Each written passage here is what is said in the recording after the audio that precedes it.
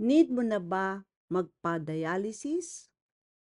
Ang chronic kidney disease ay merong 5 stages base sa creatinine at estimated kidney function na tinatawag natin na GFR. Ibig sabihin nun, glomerular filtration rate. Ang nasa stage 1 hanggang stage 5 ay pwedeng walang simptomas.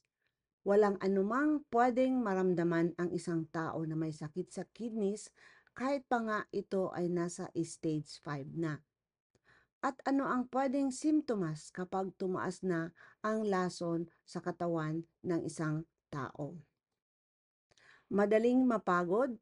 Kung dati ay nakakaakyat kayo ng 2 flights of stairs o hagdanan, ngayon ay konting steps pa lang ay hinihingal na kayo.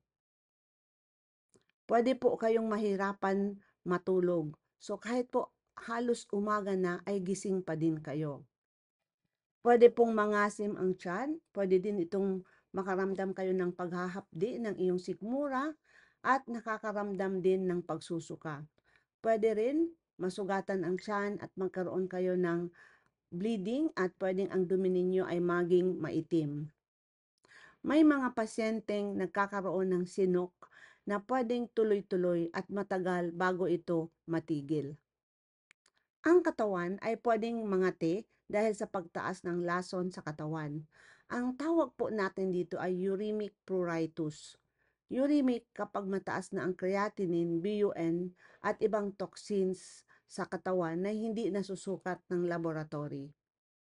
Pamamanas ng mga paa at katawan, nahirapan huminga, hindi makahiga ng matuwid, nangangailangan ng 2, 3 unan o halos nakaupo na para makahinga.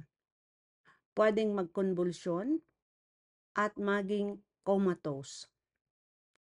Kapag po nagkaroon na ng uremic manifestations, susunod na po ang end of life or katapusan ng buhay. Pero meron na po tayong paraan para malinisan ang dugo at maalis ang lason sa katawan. Ito po ang tinatawag natin na dialysis at pwede rin po ang kidney transplant. Ang buhay ng tao ay nadudugtungan, na-extend po ang life. Ang sinasabi po ng iba, kapag nag-dialysis ay wala na, mamamatay na tayo. Mali po yun, dahil ang dialysis po ay nagdudugtong ng buhay na dapat sana ay tapos na. Ang mga pasyente po na merong chronic kidney disease stage 5 at meron na po silang uremic manifestation, kagaya ng mga nasabi kong mga simptomas, ay need na po na mag-undergo ng dialysis. Dahil po ang buhay ay mahalaga. Ito po ay regalo ng ating poong may kapal. Maraming salamat po sa inyong pakikinig. Sana po ay nakadagdag ang videong ito ng kaliwanagan sa mga taong may sakit po na chronic kidney disease. Hanggang sa susunod po.